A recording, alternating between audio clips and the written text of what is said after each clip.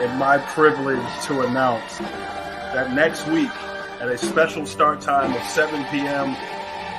is arguably the biggest episode of this podcast that we can ever provide for the watching public.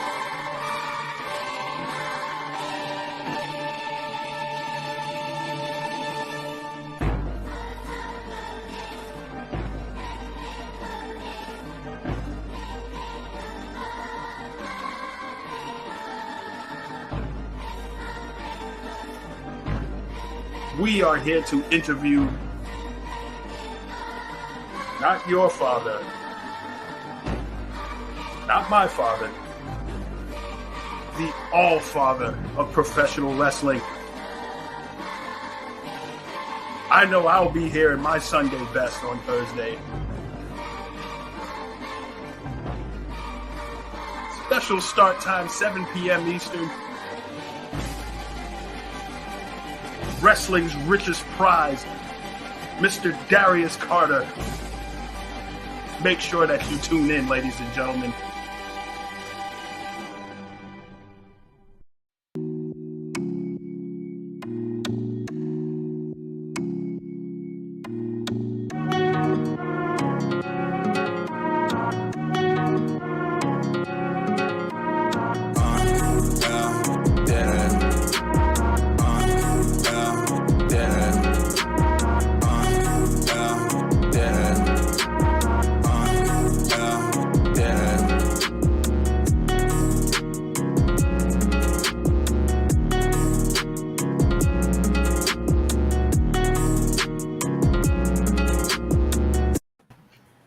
Ladies and gentlemen, thank you so much once again for joining us. Well, today you can see things are a little different. Your boys are, how can I put this? Finally dressed for the occasion.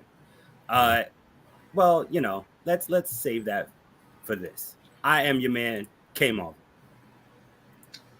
Ladies and gentlemen, how y'all doing? It's your boy QS.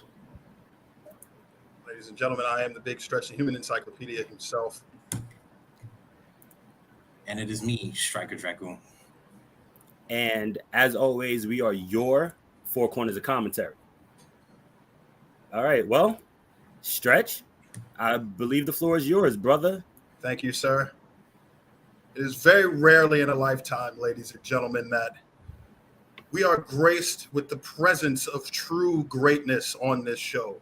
We've had many guests who have been gracious enough to enlighten us with their presence, but none of them have ever descended from on down of the wrestling heavens to touch down on this earth to educate not only us, but to educate you, the viewer at home watching this show, and to touch you with his greatness. Ladies and gentlemen, it was when I went to my first Battle Club Pro event with these three gentlemen on my side here that my eyes were finally open to what can be only considered to be a perfect technician in the ring, to be an individual with his sheer entrance and his sheer vision to touch and capture you only like how he can. Ladies and gentlemen, I am not here to introduce a man to you. No. I am not here to introduce a mere mortal. What I am here to present to you, the viewer at home, is wrestling's richest prize. Ladies and gentlemen, it is my distinct honor, along with my three learned colleagues over here to my left, I introduce to you the all-father of professional wrestling, Mr. Darius Carter, ladies and gentlemen. Standing ovation, gentlemen. Come on now. Standing ovation. Well done. The crowd is going nuts. Well done. I've got to tell you, that was impressive. You're starting off on a very high level right now. That was good. You made some points. You accentuated the excellence and the elegance. You drove it in. Well done. Coming from you, that means the world to us. Thank you very much, sir. Appreciate that, sir. Yes, thank you. Once again, thank you for coming on to the show. We honestly appreciate it so much. I mean, let's just jump right to it. Stryker. Yes, sir. So, my question to you is, and we're gonna call this the round robin session. I am your MC for tonight. You've wrestled against many wrestlers across your 10 years plus of your wrestling career. You have the Austin Theories of the world. You have the Matt Riddles. You have the Anthony Bowens. You have the Shane Taylors, the O'Shea Edwards. You have even women. You have Mia Yim. You have Marina Shafir. You have Savannah Evans at the Battle Club Pro show that we went to as well, that I've seen. Intergender wrestling. What does it mean to you, and what benefit do you see it as in the wrestling business? It's a good question to start off on. I don't think we've started with that before, so that's good. It means we're going deep now. To me, I've never really separated it, right? Like whether you're wrestling a man or woman. To me, professional wrestling is professional wrestling. If you decide that you're going to enter this profession and you're going to go to training and you're going to, put your time in and pay your dues and buy your gear and be on shows, I mean, you're a wrestler. This is what you're here to do. And if a promoter decides that they want to book me against, someone, I'm gonna wrestle that person, regardless of your gender or creed or whatever the case is. I never really looked at it like that. And I know a lot of people always were cautious, or there was always trepidation with, sometimes wrestling the opposite sex or wrestling, a woman, and how they feel a match is going to go and how they're going to look and things of that nature. That's never been an issue for me. I look at things as a challenge. You put me in a situation, you are paying me to do something. That's what I'm going to do.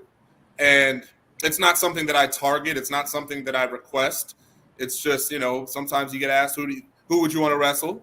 And I'll bring up a list of people, regardless, again, of if it's a man, woman, any gender, anybody, anytime, any place. That's how I operate, because my excellence knows no bounds. I'm not restricted to just submitting a man or pinning down or defeating a woman or anybody. Anybody can get beat by Darius Carter. That's right. And I don't want any restrictions on who those challengers can be. Next up. Got you. So when you talk about, saying, anybody could get it, I think my next question for you is like, I try to say, give me like a run through. How do you really like prep yourself? Like when you got to get ready for this match, whether it's a man or a woman, just like, how do you prep yourself? Like, what's like the first soundtrack, I guess, if you got a playlist, what soundtracks you listen to like put yourself in that zone and be like, all right, I'm ready. And as soon as it's showtime, you already know you in the zone, and you're just cruising on autopilot. It's a mentality that you have to get yourself into. It's a lot of it is mental for me. Physical pain, anguish or defense, a defense mechanism that you want to have physically. To me, it's more mental. It's your mind. You can take as much pain as your mind allows you to conceive. You can defend yourself against what you believe you can resist. So it's mental for me more than anything. If I feel like I'm going to take a punch from somebody, then I'm going to have to take that punch from somebody. That's just the way that it is. Okay. And, for me, you have to be sharp at all times. You have to be on your P's and Q's. You have to be ready. You have to be alert. You have to be aware of your surroundings, who you're up against, and why you're there. And I've never, again, it's not something that I don't need to wait or hesitate to get myself into a zone. I don't need to. It doesn't take me time. It's like a snap. It's like it's go time. You see your name on the board. You're next up. Music hits. You don't have an option. You have to be on. There's no. All right. Well, I got to listen to my song first, or I'm gonna, or I'm not there, or I got to do 10 push-ups first, or I'm not there. I mean, everyone has their thing or whatever. But for me, I have to be. I'm a man of the moment. I'm somebody that has to be in the present at all times. That's how I wrestle. That's how I make my entrance. I don't have every single movement contrived with my entrance. Obviously I have my part on the stage, or I should say, depending where you are on the stage, of course, if the promotion has a stage, but the apron when I do my pose. But walking around the ring, and how I interact with the crowd, that's all based on who's there that day. I don't, you have to be lively. You have to be connected to the moment. People can tell when you're when there's a lethargic approach. They can tell when you've planned out a particular thing and you're doing it because that's what you know to do, or because you expect people to do something. I'm very reactive. I feed off of things. And that's how I get into my matches. It's just, all right, I have my opponent, my music hit, that's it. There's no turning back. I get that. I got you. Yeah, absolutely. So as of right now, when it comes to heavyweight championships, you currently hold 4.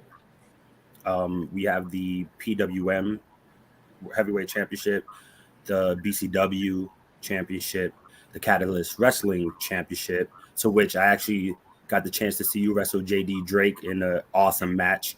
And lastly, the Warriors of Wrestling Championship. You and a select few in the industry right now are able to hold 4 titles and be held in such high regard in so many different promotions, to which is impressive in itself. I guess my question would be, what does that mean to you, having these indie promotions have so much trust in you to hold their titles in such high regard and reverence? It's everything. It's equity. It's validation. And the point to make with those championships is, at the peak or at the time, I had 5, including the Paris is Bumping Grand Prize Championship, which is the primary championship in that wrestling universe, right? In the Paris is Bumping Pro Wrestling Vibe universe. So trending worldwide every time they stream, by the way, and that's a legitimate thing, and that's a beautiful thing, and it's great to be to have represented that brand as champion. So I had 5 championships, and keep in mind, these were the top championships of each respective promotion.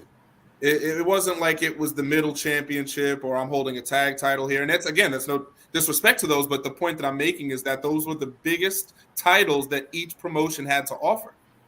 I was carrying 5 brands on my back at one time. And you could see across the social media, the promotion and the marketing and the discussion of what I was doing, counting the days as champion, which is something I'm a numbers guy, obviously. So I just love to do things like that just to remind people, they see the number and they're, oh, it hasn't been that long. Yeah, it's been that long. Or sometimes people say, oh, I thought it was longer than that, because I wear it so powerfully. It's everything. I mean, people are watching. There are people that are watching that don't tell you that they're watching. And if you ask them, they'll tell you they're not. But they're watching. And how many people can say that they're carrying the top prize of 5 different promotions, or even multiple for that case? Right. The best championship, the highest valued championship of those places on IWTV, across even Amazon Prime, with the deal that Catalyst Wrestling had just struck with me being champion when it happened. I mean, these things aren't coincidental or accidental. Warriors of Wrestling, which is picking up more steam than it's ever had, let's say. I mean, they run out of Staten Island in New York, but they also are doing Brooklyn shows. I just wrestled Allison Kay at the latest event. For the first time ever, and beat her. There you go. Yeah. So again, and Allison Kay, we all know who Allison Kay is, and of her success from NWA to WWE to Impact. I mean, she's been everywhere, and I just put her into the dirt. at Warriors of Wrestling. So again, these are all these promotions. BCW, where I had just wrestled Marina Shafir and then went on to wrestle Ron Hunt at the anniversary show, at their 5-year anniversary show. I mean, things are happening, and again, it's all about keeping your grass watered. It's all about making the best of the terrain that you were given. Every promotion, I see that as a challenge to be the best one there.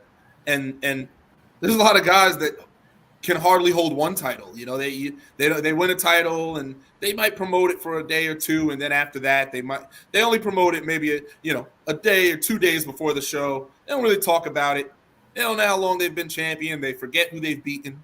For me, I can remind you in 5 different territories or 5 different promotions who I beat, when I beat them, who I've beaten since, how many days I've been champion, because it means everything to me, because that's what professional wrestling and success in this sport is all about. Not just making history, but knowing the history that you've made. And that's very important to me, that I've been in these promotions and my name is going to be there forever. I can never wrestle there again. But guess what? I was your world champion 3 times. I was your heavyweight champion 2 times. I was, the Super 8 winner. Whatever the case is, you can't remove those things. You can't erase history from existence. It is indoctrinated. It becomes a part of your being. And that's ultimately what I'm here to do, is to just have my name everywhere. And every time you want to recite something, a historical transaction, anytime you want to talk about, hey, what happened at this promotion? What happened at that promotion? My name has to come up every single time. That's the ultimate goal. You can call it, ambition. You can call it desire. You can call it a thirst for power. But for me, it's, what are we doing if we're not doing it to be the best and to be remembered for all time? Sir. Preach. They say that history, ladies and gentlemen, is written by the winners, and you, sir, of course, are a winner everywhere that you go. That's why you are the all-father of professional wrestling, ladies and gentlemen. My question to you is, when I first got my eyes on you was at the Battle Club Pro show against Savannah Evans, in which I saw a lot of the European influences in your style, a lot of the British catch wrestling, but also the Bean Streak as well. Where did your inspiration come from to study like more of that British style and to bring more of that technical wrestling to the East Coast? What were some of your inspirations, when you first got into the business and when you first wanted to wrestle? Who are some of the people that you looked at? And that's one of the most beautiful things about wrestling too, is despite all that's going on, there's so much of the past that is under-discovered or under-discussed. The old things become new again. And I look a lot to the past for my inspirations. I mean, my first was Ric Flair. That's who got me to have this relationship with professional wrestling. I loved professional wrestling as a whole for all of my memorable life, for all of the time in which I can remember. I was always a wrestling fan. And Ric Flair was always the number one for me, because he exuded the things that I would want to have in life. He had the things that I would want to have. He wrestled the way that, in the future, I could see myself wrestling you dream about, you go to bed and you think about. And it evolved over time. It was that showmanship of Flair, but he was also very technical, and I think a lot of people miss that. I think, people will say he's technical to say it, but I don't think people really recognized that's the true technique and the mechanics that Ric Flair would utilize, and that evolved over time. Over time, you would watch, the WWF and WCW and read the magazines, which would help you learn about wrestling in Japan or wrestling overseas, things like that. Avid reader, of course, in my youth. So I was always checking out those magazines. Even if I didn't get to watch them, I was reading about them and learning about them while I was watching WWF and WCW. So I was always fine with taking in all the wrestling I could, because I could compartmentalize it. I could kind of separate them from one another, but also feel like I could get so much out of it. And yet Ric Flair was really the person that helped if there was one person. And then over time, it became people like William Regal. It became the Fit Finleys.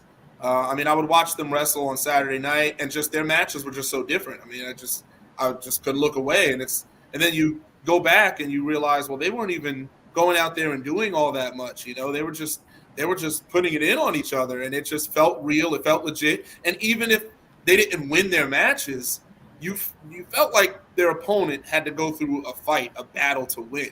You couldn't just beat Regal and get over. I mean, you might win the match, but you're not winning the match and able to raise your arm all the way up, you know, and I would catch those things.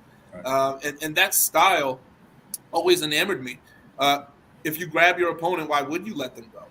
You know, if you're able to submit somebody, what do you need to knock them out for? I mean, I nothing against knocking someone out. I get that. But, like, if I can make you submit, if I can twist you and turn you or even weaken you through that method, why wouldn't I do that? There's a lot of technique to that. Some people can take a punch, but they can't have their elbow twisted. I mean, it depends on, you know, it's all about your physique and your disposition.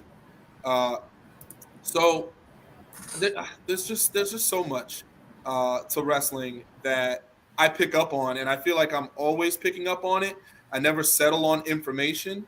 I'm always absorbing information and learning, and that's how I feel like you're really getting better. It's not just training and going into training. Obviously, those things are critical, and you're dieting and all those things. But for me, it's making the most of every single moment. I mean, that's my goal as a wrestler, is to make it so that you can't look away. To make it so that if you do look away for a moment, you might have missed something. You know, you might, and then man, what I miss? And I could have been stepping on a finger. I could have twisted a finger a different way. I could have made a sneer or a facial remark, something that was real quick that if you don't catch it, you're asking you asking the person next to you, what happened? That's on you for missing it. You know, that's the type of wrestling that I love, I cherish. Now it's Randy Orton, and it's that style. So it evolves over time, and then, you know, over time, your favorites, your style, your own style is influenced by the people that you've idolized or that you watch, and then you make it your own. So if you're taking a bit of William Regal and you're taking a bit of Fit Finley, and then you're able to meld that with the likes of a Randy Orton and put some Ric Flair in there, I mean, it's and again, it's not to obviously compare myself or anything for anyone that's would be listening to this and try to imply that in any way. But what I'm saying is these are people that you have idolized, came up watching, and you're training, you're reviewing tape. Maybe you're looking for moves. Maybe you're looking for movements. Maybe you're looking for certain ways to pin the opponent. Maybe you're looking for certain ways to run off the ropes or to throw someone off the ropes. Little things like that. Listen, when I'm watching tape, I rewind so much. I'll rewind, stop, rewind. It could take me 15 minutes to watch a 5-minute match, you know, if you're really into it, because every single thing matters. And I'll review my own work, and I'll be like, man, I could have done this. And it'll be something so small that you may not have even noticed. But I'm like, I could have done this a little better. You know, I could have been more reactive here or done this and that. And, you know, you always have to improve upon yourself. You're your biggest threat. You're your biggest enemy. And you're also your biggest victory, you know, to make that sound as non-cliche as possible. But it's up to you.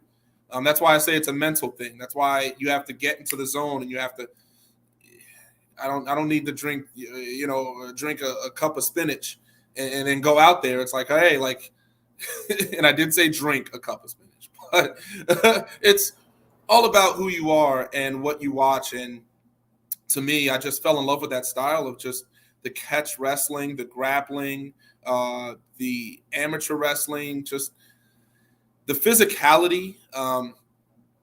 It just comes from wanting to win.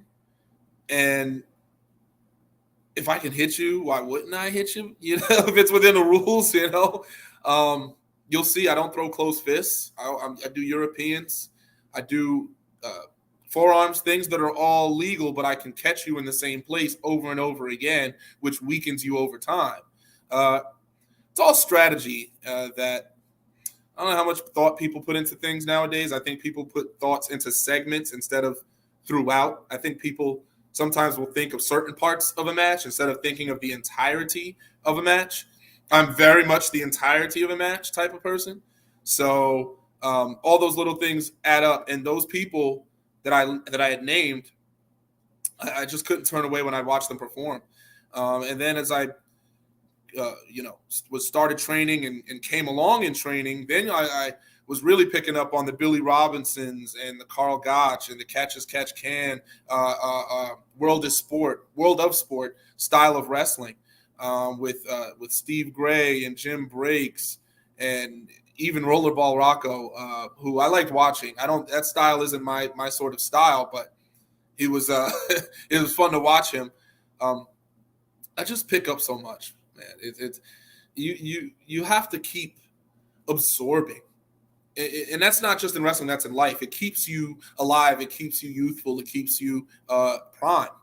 And there's so much tape out there now. It's not like it was when when I was coming up, where there's dial up. And, if you wanted to use the computer, the home phone was out of service. I mean, now you can get wrestling anywhere. It's everywhere. There's so much to study, and it's at a fingertip's touch away. It's right there. It's like YouTube, IWTV, Fight TV, Amazon Prime if you want to go on there and look some up. It's everywhere. Hard drives, DVDs, on top of those things that you may have saved. Now you have this new database, and I'll just sit there. I'll have a glass of wine, and I'll watch a match. And I'm good with that. And I'm like, all right, maybe I'll watch my opponent's match, before our scheduled contest. I love to know or to be aware of all types of potential threats, right? Well, if you want to win a match, wouldn't you watch your opponent's match before you face them yourself? I mean, it's all about how much you care. It's all about what you want to get out of it.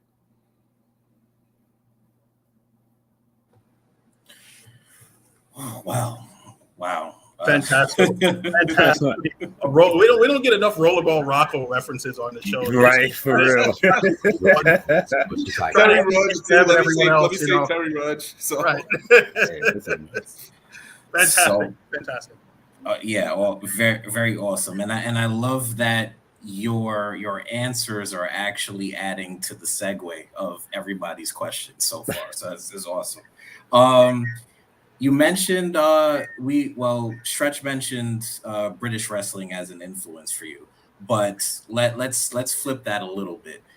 If you were to go to, I wouldn't just say any promotion, but what country in the world would you love to wrestle for at the highest level? Just it could be any random choice. It could be a premeditated choice. What country do you see a lot of talent at that you actually want to go there and just run through the whole roster if able to? Well, I mean, I'm always going to want to say England, obviously, and getting to wrestle in the UK was a tremendous experience and experiment. I wanted to say both words because that's exactly what it was. And I feel like I came back so much better just being around those people, just getting to train and grapple and to wrestle in front of that sort of crowd, which is very different than an American crowd. To have gotten to wrestle in places that have been standing, cathedrals that have been standing for hundreds of years. I mean, it was serious. Theaters, the Margate, where they'd held previous World of Sport matches. I mean, to say that I was able to wrestle in the very same venue as the likes of Amal Saunders or a Mr. Smooth Johnny Kidd, even Johnny Saint, that's an accomplishment. I don't take any of that lightly. I don't take any of that for granted. This is what we do it for. And then once we do it, we want to stack on top of it. Like it's never a mission accomplished. All right, I'm good. It's all right. Now that I did that, how do I do it twice? How do I do it 3 times? How do I do it again? The first thing I said is now that I wrestled at Margate, I got to make sure I wrestle here again. That's just my mentality.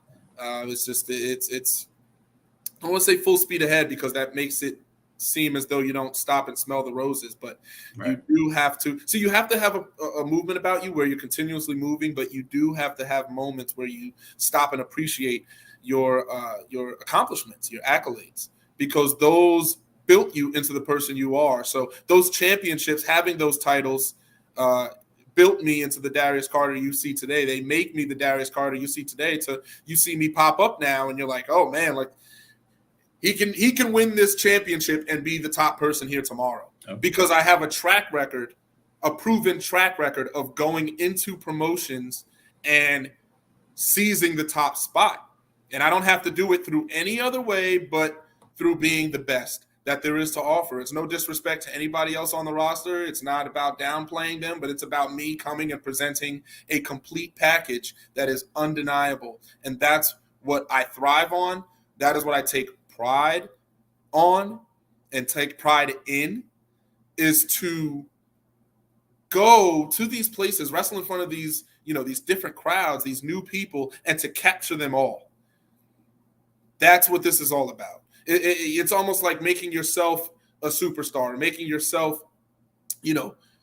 universal, if you will. If you want someone to pick you up or to sign you, you have to make yourself a proven commodity.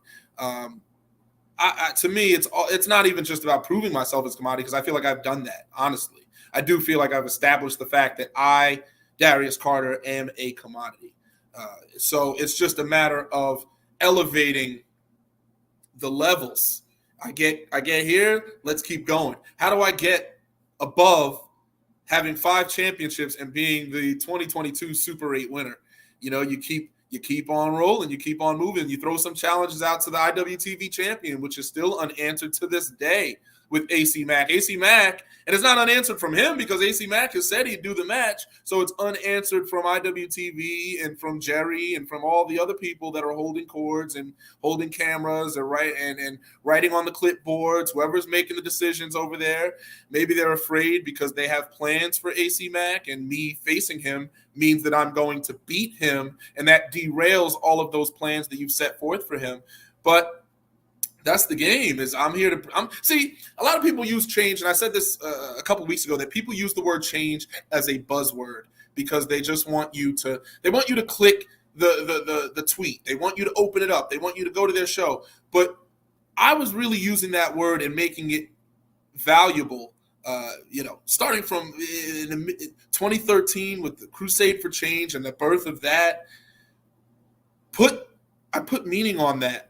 And I don't mean just changing, I become your champion, I'm bringing change. No, I'm talking about the infrastructure of a promotion, changing how you do things, how you run, and improving it so that everyone can succeed, so that you have your champion, you have someone on top like a Darius Carter that can then welcome challengers. People now want to come from other places to test their mettle, to prove themselves. Then you get more deals, you get more marketing, because I will be there to drive it, to promote it, and you don't have to ask me to do it. It's something I love to do. I have a passion for not just being the best, but to establishing why I'm the best. It's not just saying you're something, it's showing why and backing that up regularly.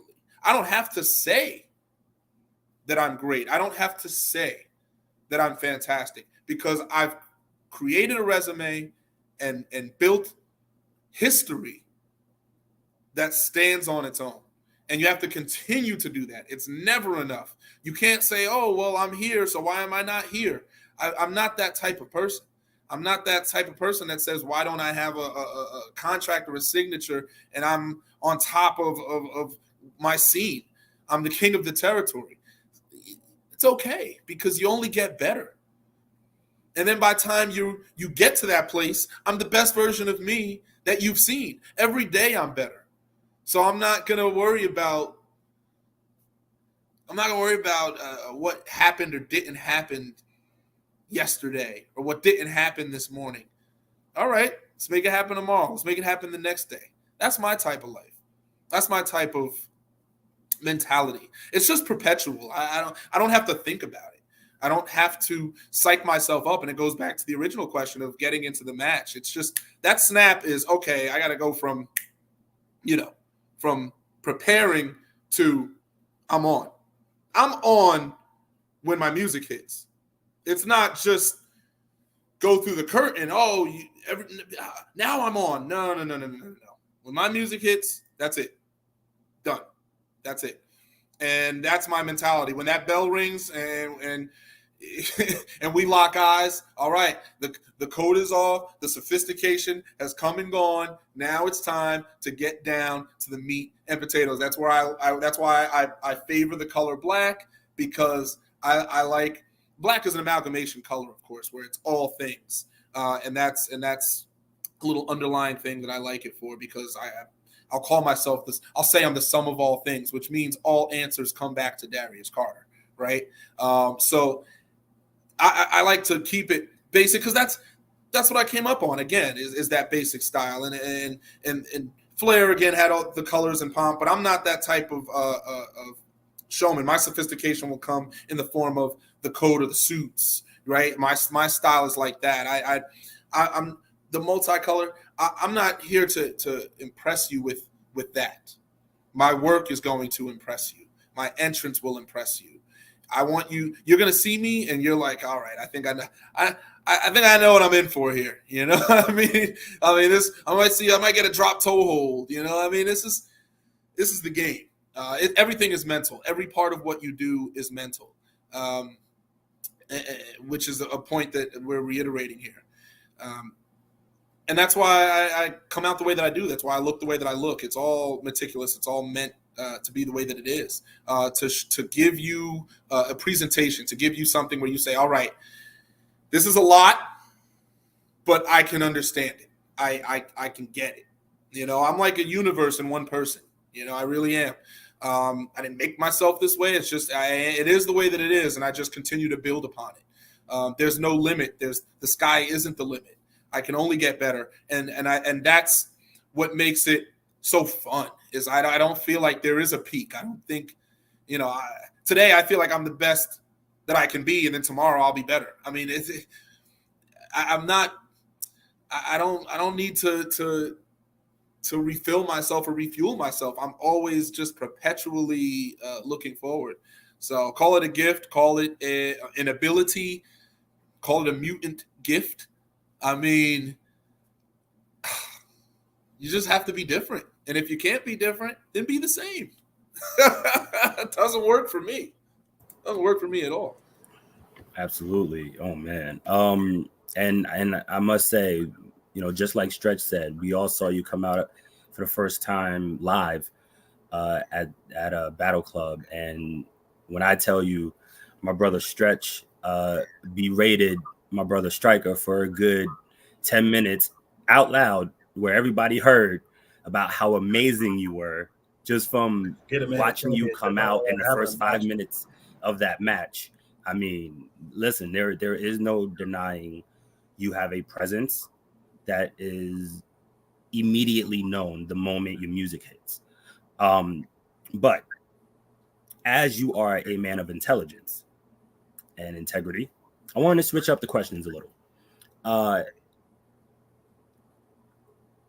Two-parter. One, are you reading anything right now? Are you a man who enjoys reading? And if you are, who might be some of your favorite authors? I draw a lot of different inspiration from different things.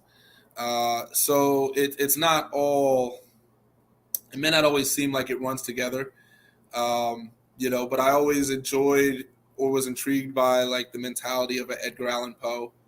I was always entranced with like an Emily Dickens. These are things that I have like a very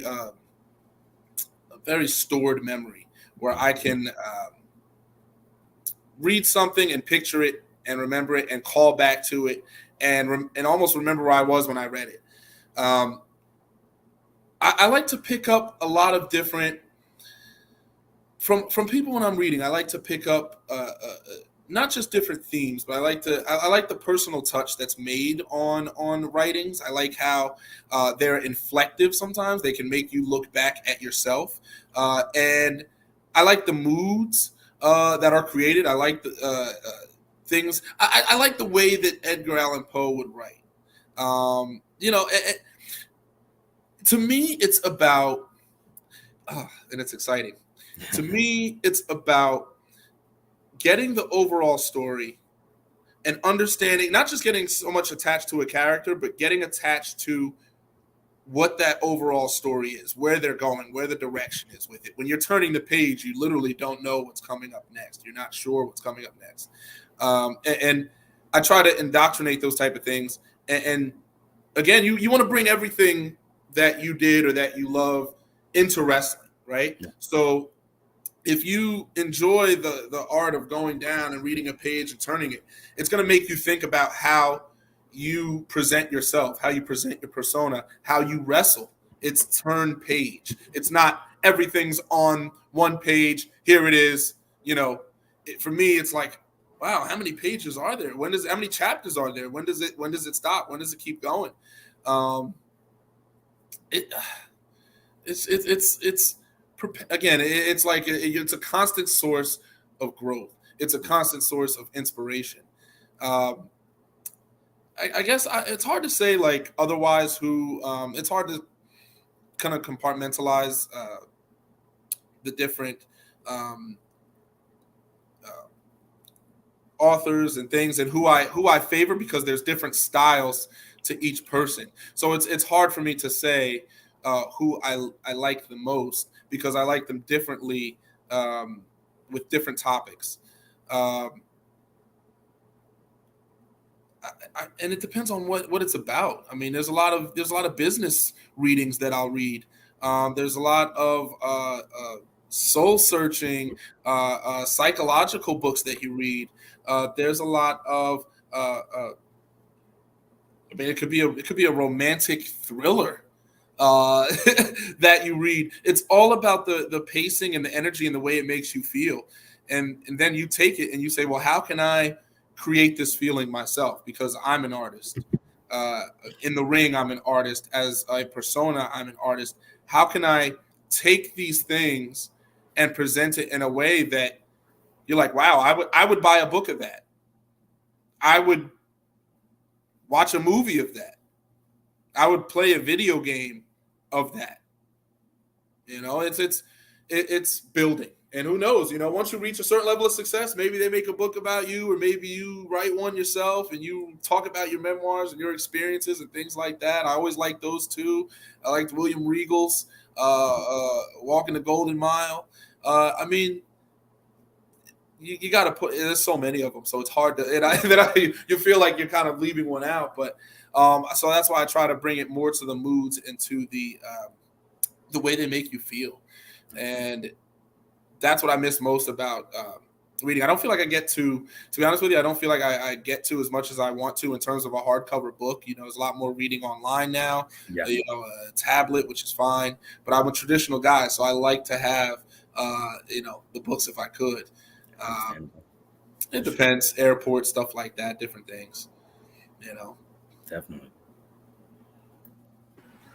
Okay, well, it seems it's funny how you're talking about books, because watching, obviously when I saw you wrestle the first time at Battle Club Pro, watching you wrestle and then looking at past matches, you against Beastman, you against Matt Riddle, now Matt Riddle again, likes a Sunny Kiss.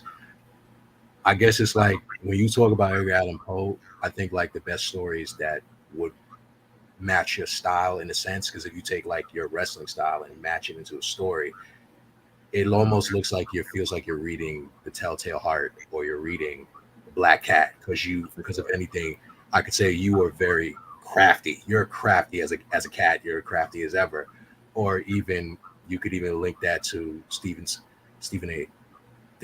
King's Misery. Mm-hmm. Like, so but besides that, even looking at the style, knowing how crafty you are, I think what the next question really would go into say is what's next? Like, what's the next title that you just have in your peripheral that's be like, that's mine. I'm going after it, and it could be from anywhere.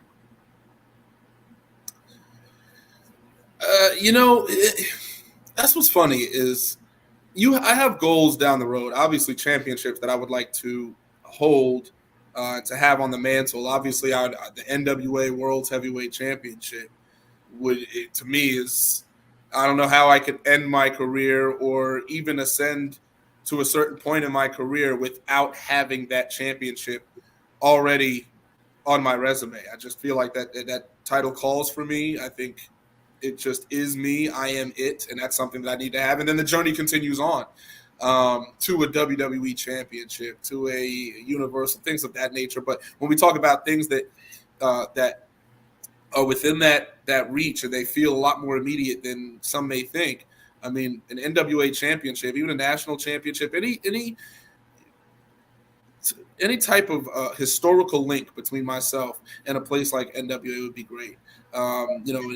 Impact Wrestling and all the years, just because if you think about it, if you think about all the time that they managed to survive and be alive and be around, I should say, and the championship holders. I mean, the Impact Championship goes back past a decade in terms of the names and the lineage. And when you really think about that title, maybe sometimes it doesn't get thought of as much as others, but it really has been held by some of the greatest in the game, from a Christian to Kurt Angle to AJ Styles to, we've seen these people, Jeff Jarrett, have that championship and carry it through history. So that would be a nice touch on the mantle.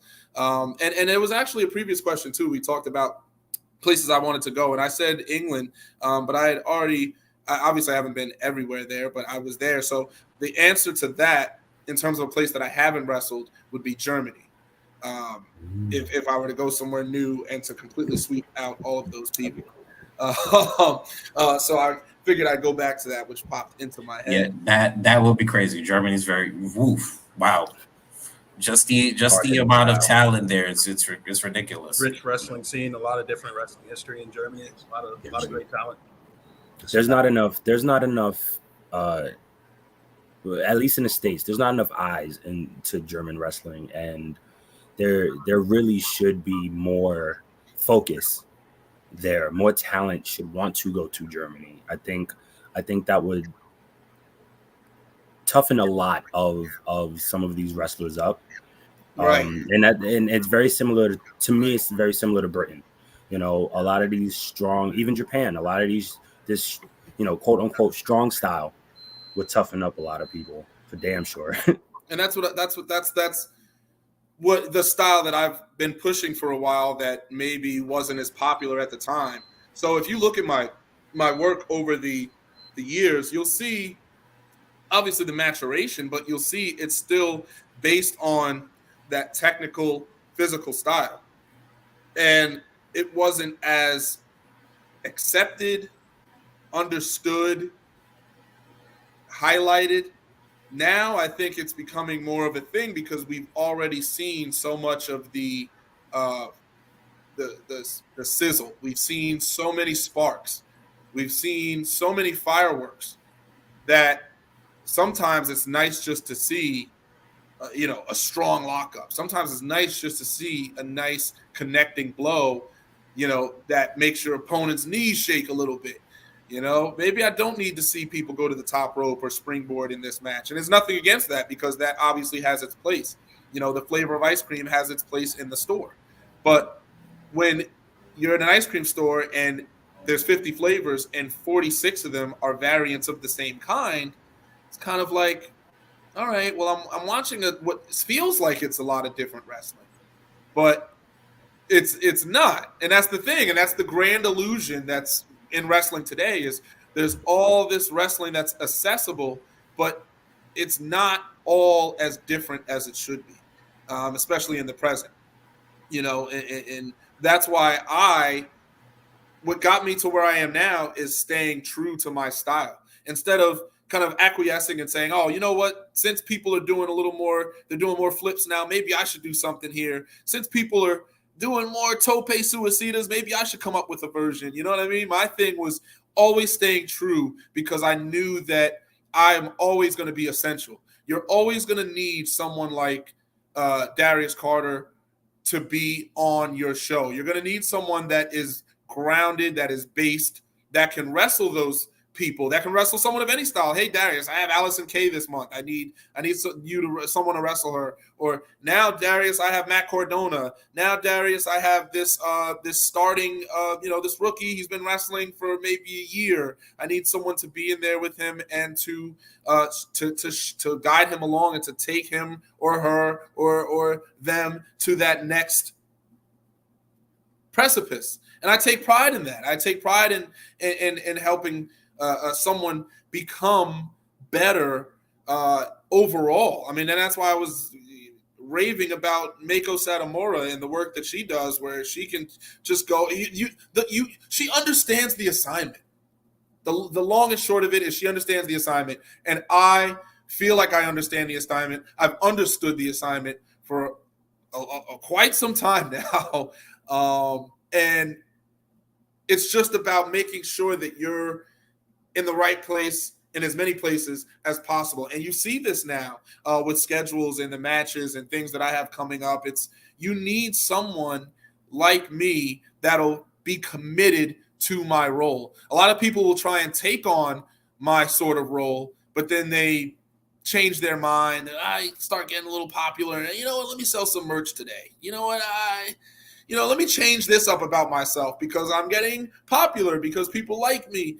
And for me, it's always staying true to the roots and real to the soil. And you can see that in my work over time. Nothing looks uncharacteristic. Nothing looks like I'm trying to be something that I'm not. And when you look at the people that I've wrestled, I have one of the most decorated libraries of opponents that you can have.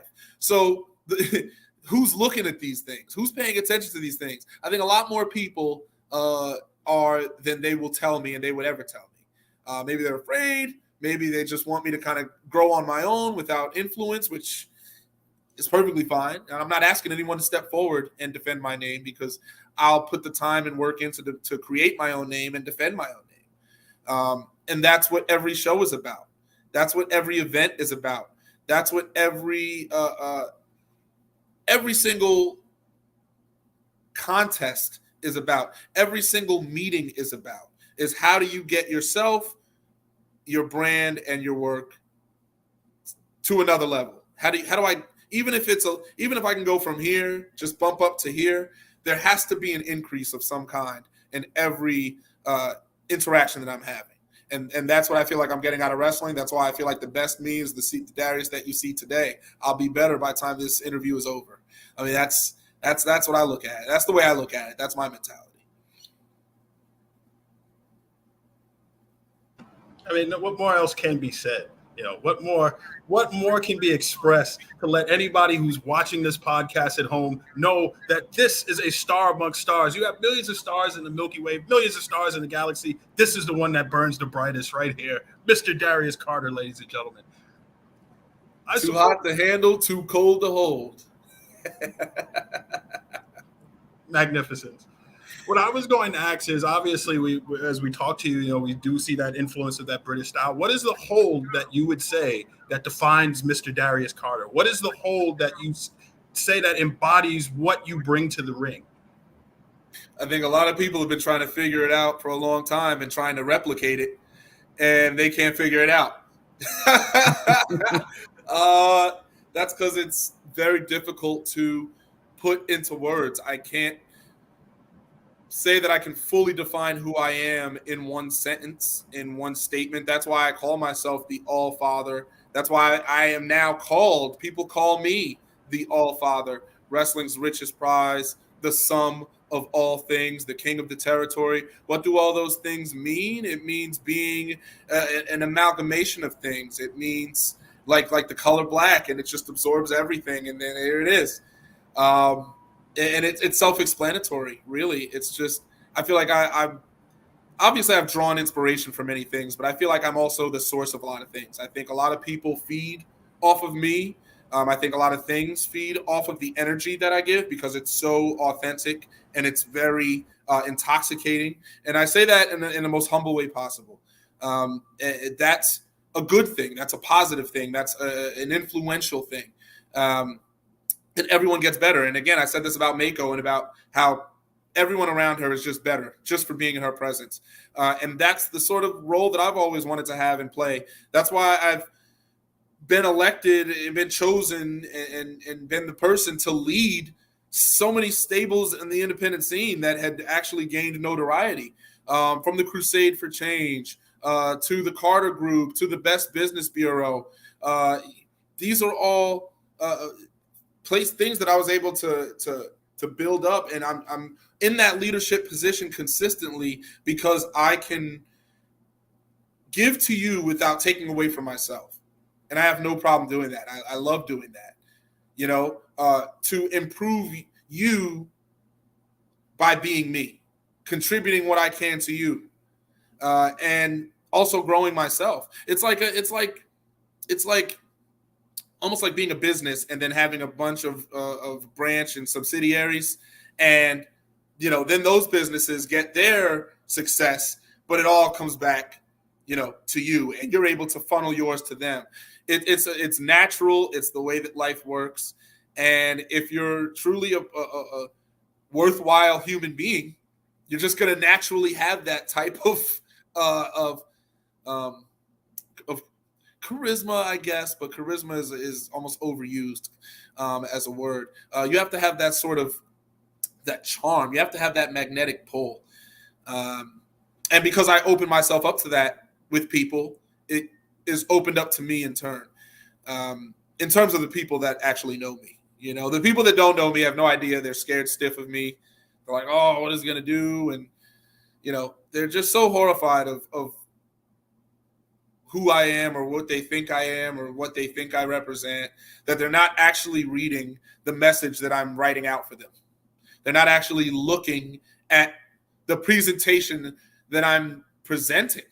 The presentation that I'm to not be redundant with it, but the film, the cinema that is being rolled for your viewing eyes.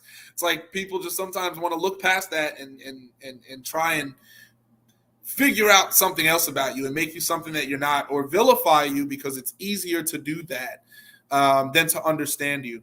I'm definitely an artist. I'm definitely a little things person, and I mean like the little things. It all matters, and I think that keeps you sharp and that makes you better, and it makes you hungrier for life because you feel you can take a grain of salt and get more out of that grain of salt than some people can get out of an entire brick. And that's there's a beauty in that. There's an art to that. There's a catharsis that comes from that for me. I hope that answers those questions. I know I'm kind of No. Listen. If there's one thing about this podcast, we are all over the place all the time. So this is nothing new to anybody. Real quick before we continue with the comments, with the questions, I just want to jump to some of the comments real quick. Also, Courtney said, "Hey brothers." Said, "Hi, Mr. Carter. Very nice to meet you." Said, "Y'all looking dapper there tonight." Well, I mean, we got the Allfather in the building. We had to. And as we speak about the Allfather in the building, our brother Rodney from behind the barricade, Carter in the building, and then our number one. He's been here since day one. Jesse.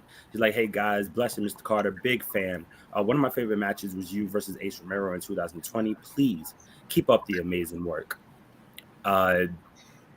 Branches. What's up, brother? He's like, "Looking good, fellas." And then Jesse also said that he personally would like to see you face Brian Idol from NWA. Thinks it would be an amazing match. So that's some of the comments that's been going on right now. And I believe Strike. It's on you. Any more questions, guys? No order at this point, so just shoot. I was gonna say, just shoot. You got one.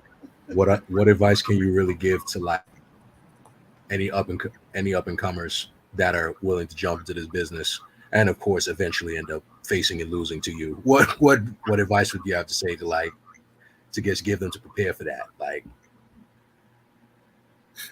see, and that's again, it explains itself. All Father, Son of all things. You get in this business, you come up, you get good, then you get very good, then you wrestle me, and then you lose. that's it. And then if you have some tradition in you, you'll come up to me afterwards and ask how you lost.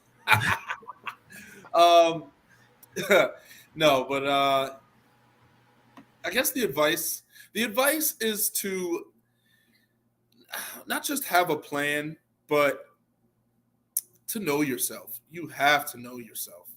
You really do. And you have to, if you don't know yourself, you have to ask yourself the questions to find yourself. What don't you like? What do you like? What wrestler? Okay, you found out a few wrestlers that you like. Figure out why you like them. Is it the look? Is it the movement? Is it the way that they interact with the fans? And use that to find out who you are. I've been gifted with self-awareness my entire life. I've never questioned who I was. I've never felt like I wasn't sure. I knew what I liked, and if it wasn't popular, then it wasn't popular. I just wasn't one of those people. I was always one of those people when I came up in life, when I was younger. I had friends of every type of category. Or I knew people from every type of category. You could be a jock, you could be emo, you could be from this part of the world, from that part of the world. I was always able to tap into the human aspect of people because that's what it comes down to. And I think that if you want to be successful in this business, you have to tap into your own humanity. You have to really look at yourself in the mirror. You can't get lost in your character. You can't get lost in the person behind that persona. You have to find a way to know who you are and to know what to do with it in a vast myriad of situations. And obviously that's really I guess horrifying to think about, and it's like a big statement to make, and it sounds easy to kind of figure yourself out, but there's so many ways to funnel that, to bring that down. If you're at this part of the funnel and you're like, I don't know, well, let's figure out the things. There's got to be things you don't like. There's got to be things that you're not into. And there's got to be things that when you look at it, it makes you feel a certain way. I just think people are afraid of those emotions. I think people are afraid of finding out certain truths about themselves they may not want to know, but you're the one that has to live in your body. There's nobody that could tell Darius Carter how to be Darius Carter other than Darius Carter. You can watch my tapes and expect certain things out of me, and maybe you want me to do a particular thing, but it all would fit within what Darius Carter does. And you have to know that more than the promoter. You have to know that more than the person booking you. You have to have a mentality for yourself so that if they do ask you, or if they don't know how to present you, you can tell them. You say, hey, this is how and even if they don't fully agree with you, now you're melding something. Now it's like ceramics class, and now you're building the pot. That's what it comes down to. So that's the most important thing for anybody that wants to get into the business is ceramics class, and just get that clay and start molding and figure it out, because clay just laying there, it's like, you may think that's what people want, and they say, oh, we want to take you and build you from the ground up, but there's a reason that they picked you. They didn't just pick you because you're a puddle of mud. You're not just, oh, well, let's take this mound of clay instead of this mound of clay. That's not how it works. You have to have something that lights the candle to where, all right, well, let me take this and meld it and work with it. And that's what you want to be. So if you want to get into this business and you want to train and be a wrestler, figure out what could and should make you different than somebody else. And not for the sake of being different, but what makes you stand out? Why would I pick you instead of somebody else? What do you have to offer? And if you don't know, study, Watch tape and figure it out. Because if you're a wrestler, now with all the tape and all the footage available to you, know which watch a few promotions, and if they all look similar, go to a few others. I mean, it's there. Ask people, ask around. But it's easier now. I hate to say it like this, but it is easier now to get into it than it was. I feel, and that's not particularly a good thing, but at least if you do it and it doesn't work, you can figure out why, or you can go through those trials and tribulations, and you'll run into somebody that has an idea of how to handle you. You hope, it's tough because it is a little easier to get in now. It definitely is easier to get in now than before. In terms of knowing people, you can know the right people, this and that. And obviously, that's always part of wrestling. But I mean, nowadays you can really train for 6-7 months or something like that. And then if you're in the right spot, here you are. And it's a lot more frequent. And okay, so be it. But make sure you really respect the sport. Make sure you really respect yourself. You're not just throwing yourself out there just to be seen in front of people.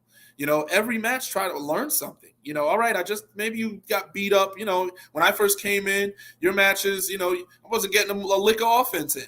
And if you're lucky, you get one thing. And you're so busy thinking about that before the match.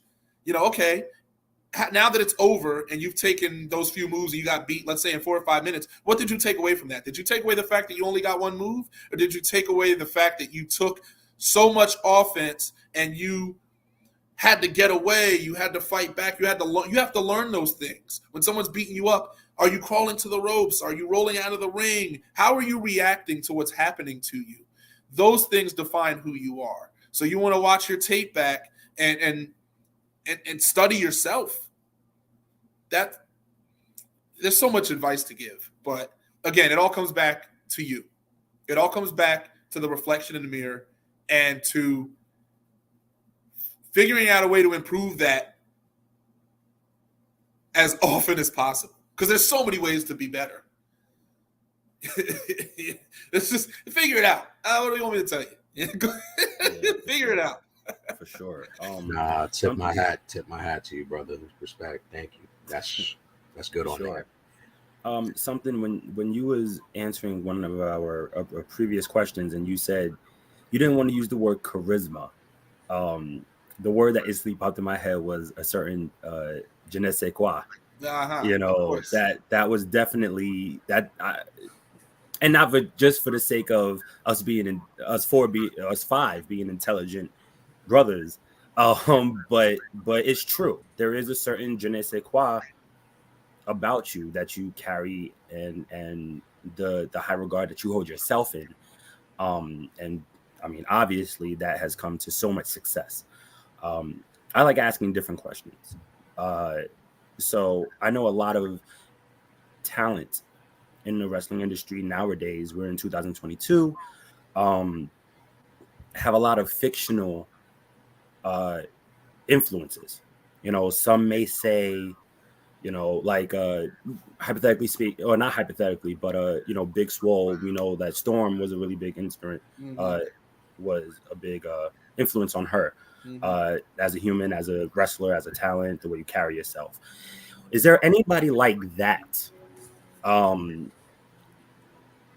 that has, maybe from when you were younger to as you're growing up, somebody's morals and thought process, has any of them ever influenced you, whether it's you personally or in your wrestling? Yeah, I mean, I was an avid comic book reader coming up, growing up. I loved those types of I love stories. I'm just a storybook person. I've always loved stories. So whether it's reading a hardcover book or a comic book or a film that's propagating a comic story, something like that, I've always been captured by that. Magneto was always a character that struck me.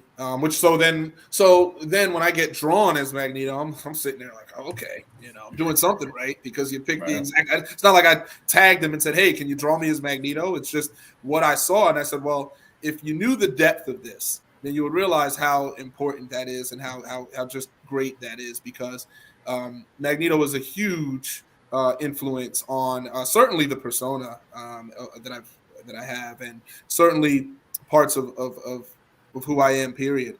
But Magneto and just what he's seen. I mean, when you look at his perspective, and this is what was always important to me, is seeing the perspective of the person, of the character. And Magneto's perspective is it's cold, it's hard, but it's logical from his viewpoint. From the outside, it looks like this man is a megalomaniac and just wants the destruction of humanity. But when you really see it, you see why he feels that way. It's not that he hates humans, it's that he loves mutants. Mm-hmm. It's that greater, it's more love than it is hate.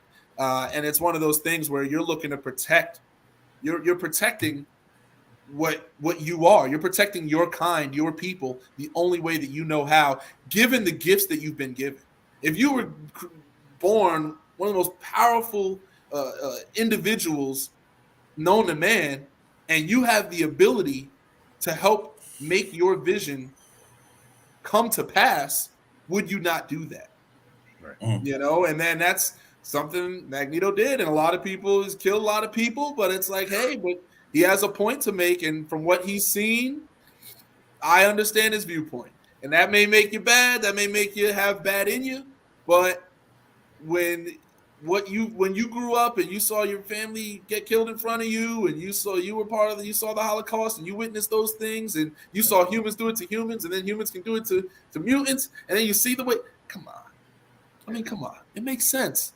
So that's always been someone that I gravitated towards. I always gravitated towards in terms of like a Mortal Kombat, I gravitated towards Shang Tsung, who was so someone that always has a plan. He's always putting things together. Even if he's hungry for that throne that someone else has. And you have to find a way to get there and to get it. So you put plans into motion. That to me is electric, because you're always, it's more than just being the most powerful person. Okay, great. You're the most powerful person. How do you sustain yourself? How do you continue to build? How do you survive over time? That type of longevity that Shang Tsung has always appealed me to his character. He's always thinking, he's always scheming. You think he's dead, you think he's gone, but he's not. And it's not some type of like retconning, oh, we shot him in the head and then he just came back. It's right. He's got a plan. He always has a plan. He always has a way to eat you. All right, you may kill his main guy, but you can't get him. You may kill his boss, but you won't get him. He has that survivability that gravitates me towards him. So those are characters. I mean, and I can go on because there's so many characters I draw inspiration from. It's like absorbing information. I always joked and said if I was like a mutant with an ability, it's to absorb and gather information. It just comes to me. I just take it and I can manifest it in so many ways. So Magneto, again, always made so much sense to me. His power, his reasoning, why he feels the way that he feels. Again, a leader, someone that he's not making these people follow him. They want to follow him. Right. He's not enslaving them and forcing them to. He's not trying to turn Professor X to his mentality. Right. If you're not with it, then you can go too. Yep. But everyone that follows him believes in his message, and his message comes from a logical standpoint. Whether you agree with how he goes about it or not, that's your thing. I understand if you're not into a guy blowing up the Golden Bridge and killing thousands of people in one. If that's not, I get it. But some ends justify the means. He has a message. True. Genosha, and then humans went to Genosha. And it's like, well, look, there's a part of Magneto that is right. Again, whether what his actions are your favorite or not, the man is coming from a logical standpoint. And that's the stuff that always enamored me. Shang Tsung, again, hosting the tournament so that he can claim the souls so that he can stay alive. He's cursed. He's cursed of old age if he does not consume souls. He has to consume souls. So how do you do it? You gather people in one place. You plot. You scheme. Because you're constantly in a race against time. Right. Your time is going quicker than other people's. How do you stay alive? How do you stay the most powerful? Because you're obviously a target. Because you're getting weaker. These things, and maybe people don't think that deeply into things, but I always gravitated to those characters, and I said, well, how do I manifest that? And then when you take a look at Darius Carter, it makes sense to you. Then you say, oh, Yes, sir. That's right. It's interesting you mentioned Magneto, because that was literally the person I was thinking of when I thought of the question. And I mean, there's obviously no disputing what you said, because everything is true. I think Shang Tsung, was a shocker for us. I think we didn't expect that so much. But that's incredible in itself. Stretch, I know you got something, brother. Absolutely, I have something. 5 words: steel cage against Victor Benjamin. Make it happen. 10.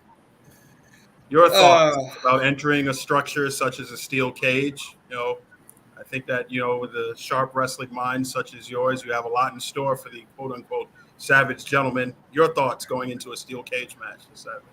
I'm exhilarated, over the moon, excited. I've been waiting for something like this for a while. Again, since Camp Leapfrog was doing their shoot-style tournament, which was called Frog Sport. They did that in April last year. It is on IWTV. So, that's where you'll – like I did some stuff with Saber Dorado and Chennai Kai and Matt Mikowski, and one of my most memorable matches. And I remember it ran against the pay-per-view that day, so it was like I don't know how many got to see it live, but it is on IWTV. But those types of things – they motivate me. Again, I said this before in terms of I tweeted this before this event, and I said, listen, any type of style, any type of match type that pro wrestling can throw at me, I will thrive in. Yes, I'm a technical wrestler that can, throw shots, that can hit hard, that can take the hits. But I can also be in an I Quit match. I can be in a no rules match. I can be in an empty arena match. All matches that I've done this year, by the way. I could wrestle at Polyam Colt Party and suplex Pinky Sanchez into a fire pit. And I mean, this all has happened in my career over the past year, 2 years alone. It's proving to people that you can put me in any type of environment and I will succeed. I won't just pass, but it'll be with flying colors. And I think it does surprise people because they're expecting me to be a certain way. We expect Darius to come in with the pomp and circumstance and do the bow, but there's so much more to me than that. There's so much more than the persona of Darius Carter and the Allfather. As huge as that is, there's a world beneath it. And I think, again, that's very intimidating for a lot of people to take on. I think that's a lot of it. That's very intimidating for maybe certain promoters to take on because they just don't. It's just so inconceivable to them. It's a lot to them. Even though to you or I, it may seem like it's simplicity in its purest and most beautiful form. To a lot of people, that's intimidating. It's scary. It's hard to hold it. And that's just part of people growing up in life. And that's just a part of wrestling evolving and becoming ready for me in terms of certain stages that they're offering. It's not about where do I want to go. It's who wants me and who can utilize me, to the best. That's where I'm always looking, is which place can really take Darius Carter and really get it and really amplify it to where I can do my thing and give you the results that you want and you need and you would expect by reaching out to me and contacting me, or by communicating with me and booking me on your show. I'm going to give you exactly what you expect. You write Darius Carter in cursive in gold, that's what you're going to get. And that's the game. I know I've said that a few times, but it's like, you have to understand the game and you have to adapt to the game while also staying completely true to yourself. And a lot of people lose that. A lot of people get so caught in the game that they try to, I don't want to say become the game, but because that's certainly not the case. But people, they lose what made them unique, what made them distinct to begin with. They lose that. And once you lose that, it can be very difficult to find it again, especially when you feel like you're reaching a success because you've abandoned that. For me, I've only augmented success by staying true to Darius Carter. Obviously, I've evolved over time, but my core person hasn't changed, deviated, or shifted. I've been Darius Carter, and that's standing the test of time. From wrestling in a garage in Elyria, Ohio, with Beyond Wrestling, helping to build Beyond Wrestling into the promotion that it is today, with one of the highest YouTube subscriptions of all time. Well, if you dig back in those videos, you're going to see a lot of Darius Carter. So, I mean, I'm proud of that. I'm proud of the promotion and places like that have been able to manifest. But again, it's about making history and putting your name in those places, and that can never go away. Beyond can go for another 20 years. You can't take away the first 20. And it makes you better.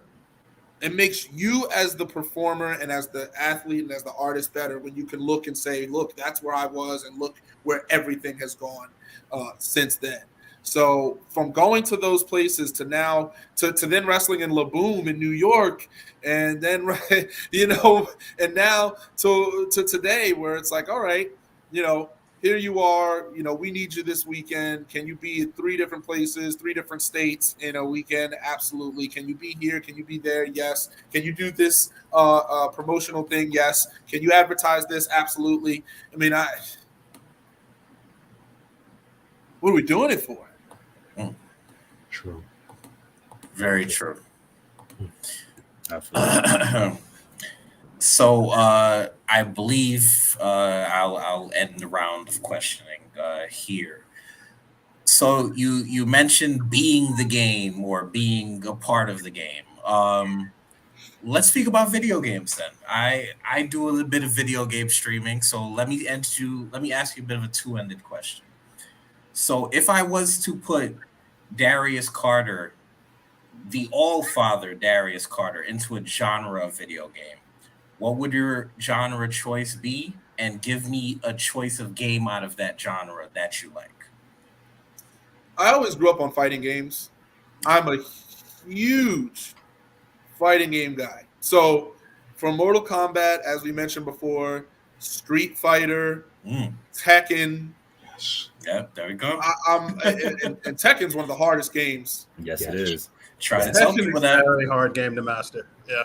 Very much so. Tekken is the next. If you're adept at Tekken, chances are you're at least good to great at almost every other fighting game. If you play it. Soul Calibur. Yes, sir. So I draw a lot of, again, those inspirations. And again, you want to talk about, that's why I said I could go on about inspirations. Hayachi Mishima, another inspiration. These, there's so many. And as in my youngest days, they might not have been my favorite, but as you grow up, you're like, okay. Yeah. Because originally it's King, right? King is my guy in Tekken, right? Wrestling, it makes sense.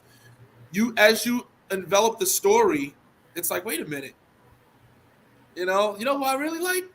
I like the one who's behind us all. Mm-hmm. Right. And I've always gravitated to those characters that are behind it all because they're the biggest piece of the puzzle. Emperor Palpatine, Star Wars. It doesn't get to where it is without him, because you are the antagonist. You create a false protagonist, and you created a false war to propagate yourself to the next level. I mean, that's you call it evil, but that is particular planning and care. And I've gravitated to that. So, but back to the question of video games, it would definitely be fighting games.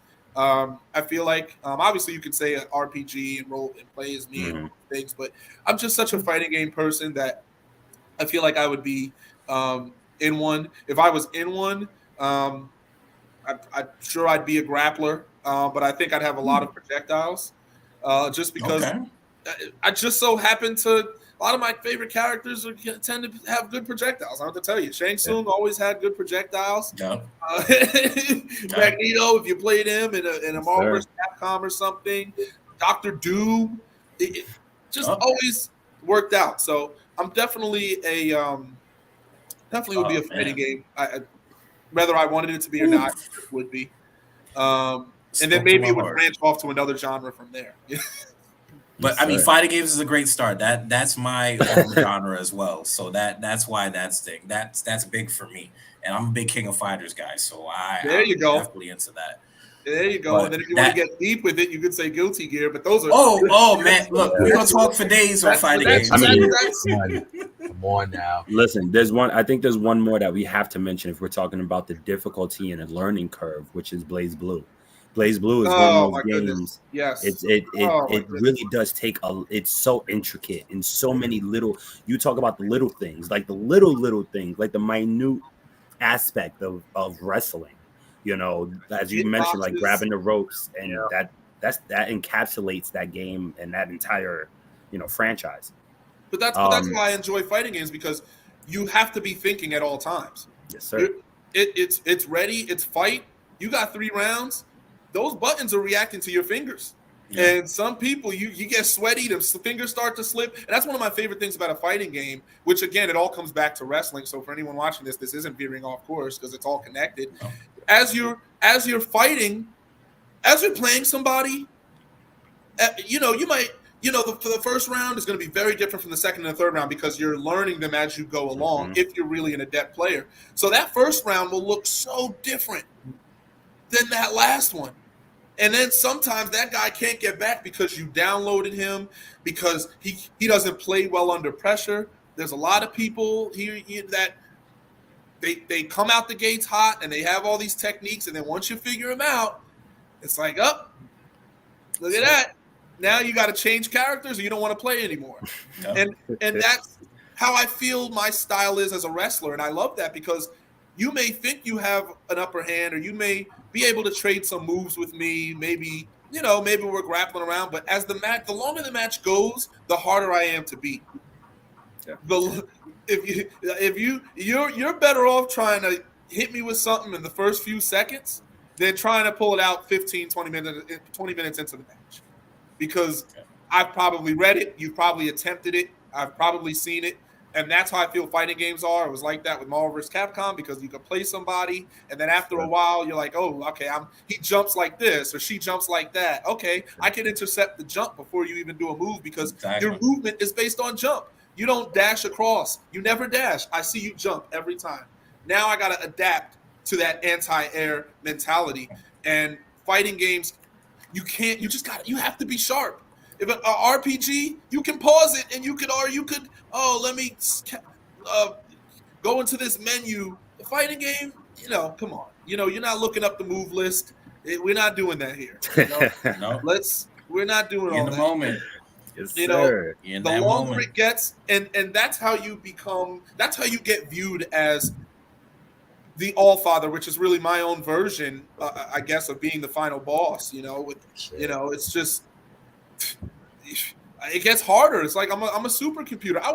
I'd hate to wrestle me, because it's like, man, like, it gets harder. I figured I could just brutalize him, and that's when we talked. And then now that goes back to the cage match with that's coming up this Saturday, and it's like, all right, he's in great shape. The man's in killer shape. We know that. It's probably his greatest attribute is his shape, right? But all right, now what happens when you throw a few strikes and one of them whips or one of them doesn't hit me the way that you wanted to, and I catch that hand and I twist you in a way that your body isn't prepared to get twisted for?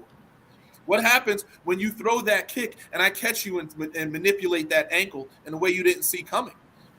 I'm not going to reveal a lot of my strategy here, but I can say some of it because there's some of it is unavoidable. There's nothing he can do about it, right? Right. It's feeling out process. It's seeing what my opponent is going to do, just like it would be a fighting game, just like anything else. When you first start that round in a fighting game, are you hitting all the moves that you know? Or are you throwing a few things out to see how your opponent reacts to it? Right. Oh, I'm going to pick Ryu, and I'm going to throw a Hadouken. Of course you're going to throw a Hadouken.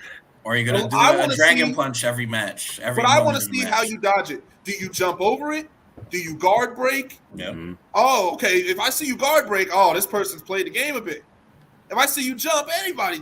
Okay, I'm not saying jumping is bad, but what I'm saying is you can read by throwing out some things, which goes back to me using projectile characters sometimes, because it's not that I choose them for that. It just so happens that the characters I like them be that way. But hey, look, I can throw something out. Oh, okay, I see how you reacted. All right. That's what's going to happen in this cage. Like, he's wrestling a supercomputer. He's fighting a supercomputer. He's going to want to put me out within the next few seconds, not even minutes. He's going to want to come in hot on his end, because the longer that this goes, the more that I read them, the more trouble that he's in. Yeah. But then you ask, does he want to come in hot? Because I see that coming, right? So already he's got to come up with a strategy, because the race against time is on him, not on me. My stamina is there. My stamina is there, baby. I'll keep going. So he's going to want to try and put me down. And that's why he's been promoting, I have these strikes, and I'm the best striker going today. And I hope he is. I really do. I hope that when that cage locks and that the bell rings and that referee standing there and drives it down the middle, I hope that he's the best striker in the game. Yes, sir. Absolutely. Yes, sir. This coming Saturday in a steel cage match, the Savage Gentleman. This is a gentleman, ladies and gentlemen, and that Savage will be tamed inside of that steel cage this Saturday. And what better home for an animal to be inside than a steel cage? Well, if his wife isn't taming him, then I guess I'll have to. Woo! Hey. Well, that's getting clipped. Well. That's a nice promotional clip. He's putting out his tweets. He's putting out these messages. He knows it's not going to be a cakewalk, and he's not promoting it like that. But he does seem to think that maybe because he's done one blood sport, that he's going to come in here and have a successful debut at my expense, and that's lunacy. But at the same token, I don't want him to completely deviate from that. I don't want him to particularly leave that mindset, because it only opens the door for me to capitalize. It only is an opportunity that he is affording me. And one thing I learned very, very young is if somebody shows you who they are early, you take it. And if somebody wants to play their hand, you sit there and you shut up and you let them play their hand. Yep. Yes, sir. Exactly that. That's same with conversation. That's the same in war. Let them play all their cards. All the Once war. without anything, that's it. That's right. Yes, sir. So, to the All Father, do you have any questions for us that you'd like to ask? No. No. That's exactly the response that I want. So thank you. No, I mean, those are some cool questions. I like the fighting game question. I like the video game question. I like the influence in terms of maybe fictional idols, because we always talk about the real professional wrestling idol. I'm always going to talk about Ric Flair, and William. Technical difficulties, ladies and gentlemen. Give it a second. We apologize for what's going on. I think that drop battery was going out. There you go. No worries, no worries. All right. So little things like that. Yes, sir. All of it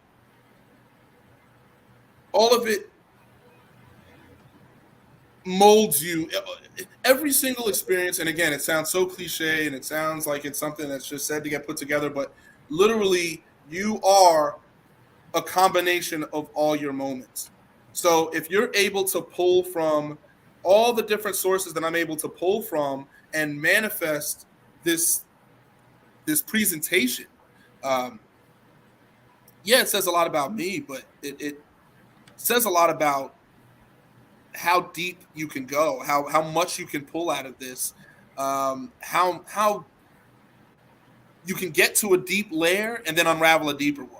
You know, you can cut an onion real deep. You can get a few slivers, or you can really make it thin and narrow. And again, thin and narrow is my thing. Little things on top of little things, that's my thing. And I mean, for you guys, I think those were great questions. I liked the difference. I liked getting to bring that out to people, because maybe people didn't know or don't know or are trying to fully grasp what I'm presenting, even though to me it's pretty clear. But again, it's so large in scale. I understand how it can be overwhelming. So to get to talk about an influence like a Shang Tsung, a Magneto, Dr. Doom, who, again, we can go into this forever. Be inspired. Let yourself be inspired. Sir. There's a lot of fun in inspiration. Inspiration is fun. You shouldn't be inspired and be miserable or feel like you're lesser than something. That inspiration is motivating and driving.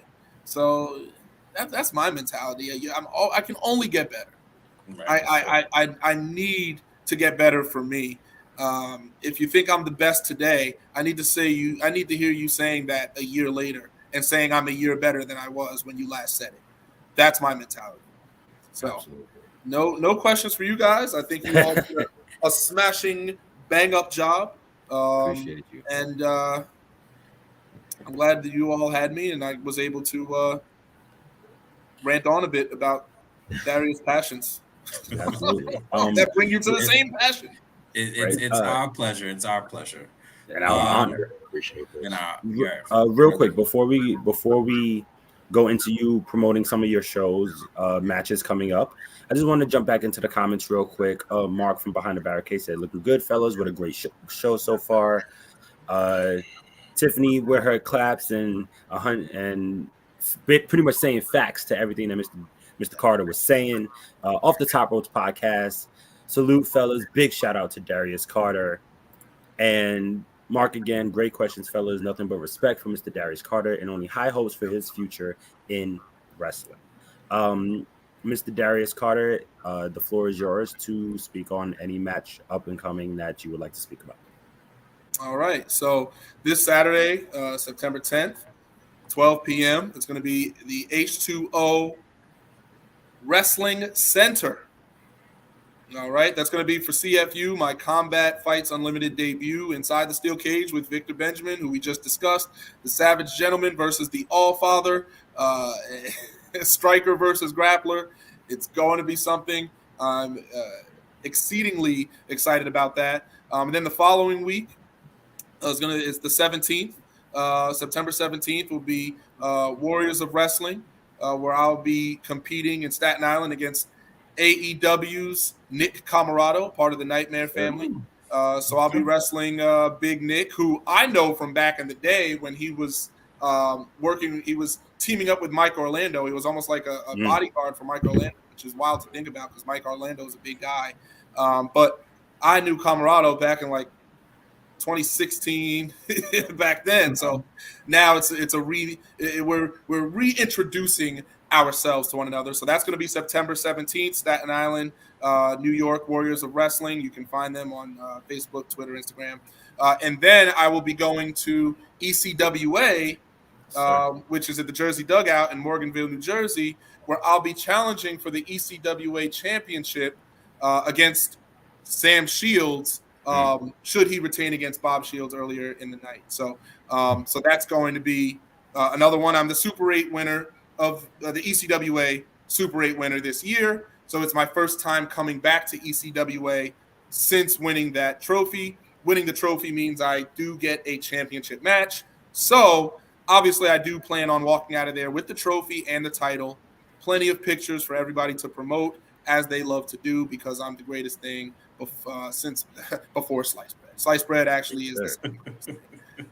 No, that's just life. So that's going to be happening the 17th, 2 shows there. The 18th, September 18th, is going to be Catalyst Wrestling, Shout out to the Catalyst. State of Mind, where I'll be defending my championship over 300 days, reigning against Anthony Green, formerly known as August Gray, from WWE. But I knew him as Anthony Green when he was a referee just starting out at Brian Fury School in Massachusetts. So to see his growth and development, him go to Japan, come back, that's a lovely thing. But don't think that I'm the same Darius Carter from 6-7 years ago. It's a totally different game now. I'm breathing rarefied air. I'm at a new level on a new plane, and he's going to find that out, regardless of any trips to Japan that he's made. That is September 18th. And then we have the 23rd, the 24th, and the 25th. So the 23rd is Ace Wrestling against Sean Carr. They're coming back. That's going to be in Teaneck, New Jersey. The 24th is Pro Wrestling Magic. Nice. Yes, sir. The Cosmic Rewind, where I will be defending my championship against Dan Moff. Yes, sir. So a man that I've wrestled over 5 times, and I've beaten him every single time we've ever wrestled. So I'm going to – and that's – given that that's Dan Moff and the legacy that he carries, that's a tremendous thing. I do have the blueprint on Dan Moff. I know him front to back, left to right, and I am going to beat him again. And then September 25th, there it is. We have myself against Ken Broadway at Invictus Pro Wrestling. That's going to be, of course, the mecca of New Jersey, Ridgefield Park in New Jersey, the Phil Sheridan building. The first time ever that we've wrestled one-on-one. We did wrestle Crusade for Change versus House of Glory back in like 2015, which was you can find that in the Beyond Wrestling catalog. Another really fun time. We actually had a little interaction there, but this is the first time we're really getting to go one-on-one, and it's money versus money, and mine is brighter, and somehow the same amount of money for me is more valuable in my hands than with his hands. So it's gonna be fun. I'm very excited for that. And then there's October 1st with Battle Club Pro Trial by Combat, where I will be doing something that hasn't been announced yet, but you're going to see. Just kidding, it was announced. It was the Brass Ring Invitational, where I will be going up against Joseph Alexander, A-Game Alexander. So he's going to need to bring a lot more than an A-game, because an A-game isn't enough. It may pass in someone else's classroom, but it does not pass in mine. So we'll see what he's about. Young upstart out of T2T. Tremendous talent. The potential is through the roof, but he's running into his biggest test of his entire career. No disrespect to anybody else he's ever faced, but they've never been Darius Carter, and they never will be. And he's about to experience that first and second hand. So that's a lot of what's coming up. Yes, There's sir. more. Yes, You can wow. find them. Just follow me on Facebook, Instagram, YouTube. Not even YouTube. What did I say? Facebook, Instagram, Twitter. I have a YouTube, but it's like in the cut. So Okay, gotcha. but Facebook, Instagram, Twitter, all / Mr. Darius Carter at Mr. Darius Carter. That's MrDariusCarter, Mr. Darius Carter. You can see it, you can find it. It's very easy. It's so, you know what? And it's so easy that you can literally type it into the chat if you wanted to, because I'm Man, nice fix. man. There it is. Boom. All right. Sir. For whoever's seeing that, I felt good, so I felt like doing it. All right. Yeah. At Mr. Darius Carter. Find me. I'm promoting everything, holding titles everywhere, delivering everywhere. Special delivery, Darius Carter, SDDC. Okay, but I'm not a fridge. I'm colder than the fridge and the freezer. Let's put it. let's keep going with it. But that's it. Look me up, find me, and if I see you in the crowd, I'll make sure that you remember why seeing Darius Carter is an experience. Yes, sir. Yes, sir. With that being said, gentlemen, let's do what we do, but we're going to end this one on a slightly different note. Stryker, why don't you actually, let's change that. Stretch, why don't you give this man the proper outro he deserves, and then we'll do our outro and do what we do like we always do. You heard it, what he said. You heard what the man said. Everywhere he goes is an experience. The man lives for moments. And this was truly a moment, not only for the viewing public at home, but for the individuals who run this podcast. For this man to take the time out of your busy schedule to bestow us with your presence, to endow us with your knowledge, and to show us, give us a sneak peek behind the curtain of what makes this man who he is, the All-Father, wrestling's richest prize, ladies and gentlemen, Mr. Darius Carter, coming down from on high to grace us with his excellence and presence. Thank you, sir, from the bottom of our hearts. We truly are not worthy.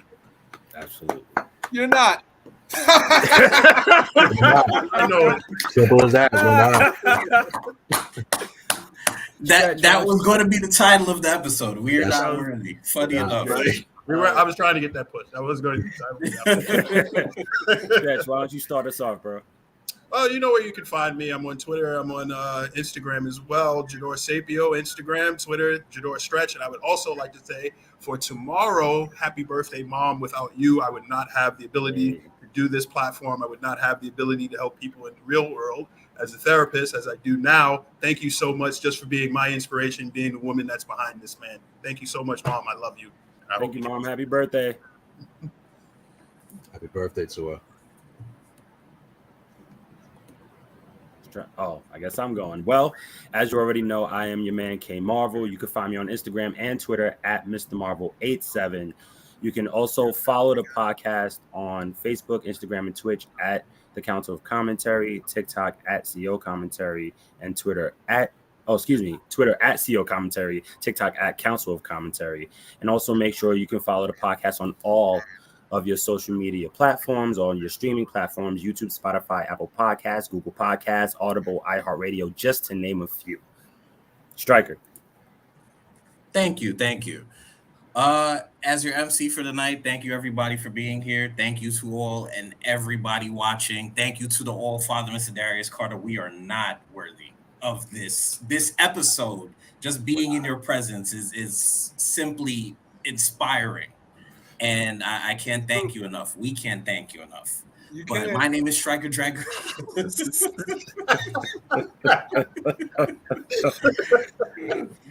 My name is StrykerDragoon. Follow me on Instagram, on Twitter, and Twitch at StrykerDragoon. My YouTube is in the description. I am at 69 subs. I need 31 more subs in order to get to that 100 sub goal, where I can actually make my custom channel and do 2 game giveaways. So once we hit that mark, thank you to everybody who's still subscribed right now. But once we hit that mark, we are rolling in dough. We are moving towards the money. And I want to thank everybody who's been watching my streams. I will be on tomorrow playing some fighting games. So we have your multiverses, we have your King of Fighters, we have your Tekken. Those are 3 games that I am frequenting very much, and I will be streaming some of those tomorrow. So definitely make sure to stay tuned into the stream tomorrow. Links will be all over Twitter, and schedule will be up tomorrow as well. Thank you very much, Mr. Darius Carter. I am not worthy. The pleasure is entirely yours. You're welcome. Yeah. You're welcome. And we're going to finish this off. QS has a message to speak. So, brother, the floor is yours. Once again, thank you for this interview. It was actually this was eye-opening, and a lot of knowledge was dropped on here today. I hope that everybody leaves out of here and takes something with them going forward into anything, whatever you want to do. As you know, everybody knows September is Suicide Prevention Month. I'm also just, giving out a special, shout out and sending out, love and hearts to anyone who is probably thinking of suicide ideation, who is dealing with depression, who knows someone that had committed suicide, who has had that thought, who just has even thought of trying to get the help that they need. Please just know that and even in this month, as trying as it could be, September, it can be a tough month for everyone. You're not alone. Nobody's alone. Obviously, I left the number 988. That is actually the direct line to this National Suicide Prevention Hotline. If you need to talk to somebody, even if you're able to lean on your tribe, lean onto your support group, if you have one, if you're able to lean, or if you are that strong friend that is actually depleted, be sure to take some time and take care of yourself. Take care of yourself first before you try to take care of everyone else and pour into everyone else. And also just remember, there's always somebody out here that's willing to listen. There's always somebody out here that can tell you that you matter, that you deserve to be here, that you deserve to be loved. And that's all I got. That's all I got to know. You already know to follow me at my names at Instagram and Twitter, Forever Thiefing. I just had to get that out the way. It's National Suicide Prevention Month. We just going to keep on pushing that narrative ahead of the time, and always know, take care of your mental health first before you even try to take care of anybody else. Yes, sir.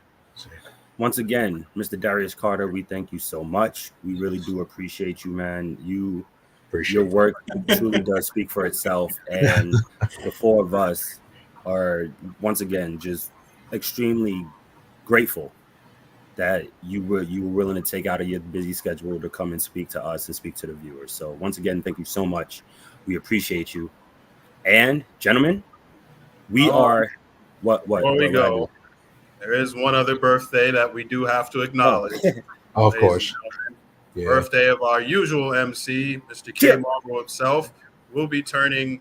Well, we're not going to get into that. The AARP. Nah, it's fine. You can. The AARP notice is in the mail, but I'm not even. Whoa, hey. Listen, just because my bones feel 72 doesn't mean I'm 72. All right, those are two different things, brother. He's getting there. He just told you that you have. He's getting there. Just know he's getting up there, y'all. Half that. Yeah, Fleck Duck walked by the other day, just looking for you. I just want you to know that. But his birthday is this Saturday. We do appreciate everything that you do for the podcast, and we appreciate everything that you set up for us. So, happy birthday to you, and here's to many more. And like I said, the life insurance applications will be coming by. That scene. Okay, I was looking the other day. Don't even joke like that. Flowing through the fireplace. Expect that in the near future. So. Yes. Oh God, great! I can't wait. Ladies and gentlemen, thank you guys. I appreciate it. Nothing like ageism in 2022. We are right. Oh man, young buck. This is damn young buck. They don't know how to act. Blessed day. Ladies and gentlemen, we are your Four Corners of Commentary, and we're out. Peace.